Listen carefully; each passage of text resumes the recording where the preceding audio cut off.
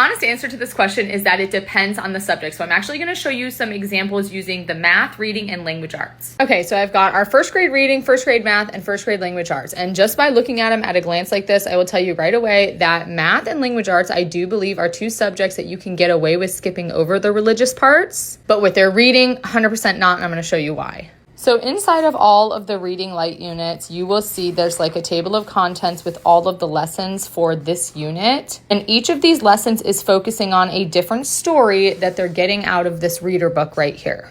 The reading curriculum is all about comprehension. So they're reading a story for the week and then they're doing their lessons based on comprehension. Are they understanding what they're reading? Also has like these short answer questions where they go back in the story and they find the answers. And the reason why I say you cannot avoid the religious parts of the reading curriculum is because all of the stories that they're going to be reading throughout the year, which are necessary to be able to answer the questions, are going to be biblically based. So you can see right here at the top of this story, it gives you the Bible verse that they're going to be referencing. And that's going to be the same for all of the stories. Aside from the actual comprehension based on the stories that they're reading, they also do these little mini Bible studies throughout. So whatever Bible verse their story had to do with, actually going to be touching on all of the Bible verses throughout the entire year. Now, obviously, we are Christians, so this just flows naturally with our daily lives, and it's not a big deal. But if you're someone looking for a secular reading curriculum, definitely don't recommend Christian-led education for that. But I am going to show you the math and the language arts so you can see how I do think it would be possible to skip over the religious parts. So far, since we've been doing the math with Christian-led education, the only real religious pieces that we've seen are these little quotes that they put throughout. So you'll see it on your teacher's guide. You'll see it again on top of the light unit here. The actual lessons themselves within the light units, you don't really come across a lot of biblical-based things.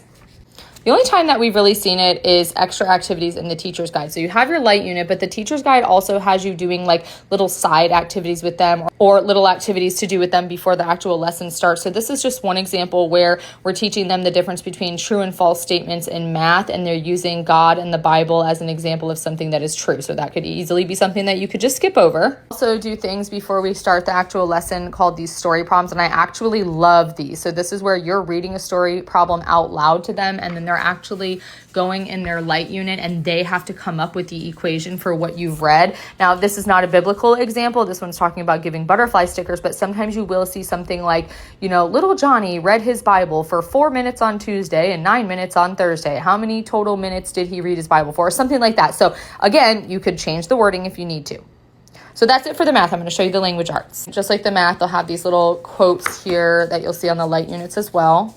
Now, keep in mind, language arts, this is your phonics and your grammar and your word usage, so your vocabulary as well. So you will see little things throughout, like I'll show you the lesson that we just did a couple of days ago, the lesson on capitalization, and it's specifically talking about capitalizing the names for God. Again, this is something you could just skip over as long as your kid knows that you need to capitalize the names of people or important people, especially. That's kind of what this is getting at. Also, on the front of the tests for language arts, you'll see a certain Bible verse here. In the language arts, they do have these little copy work things. So the sentence that they used here was, God made the tiny hummingbirds.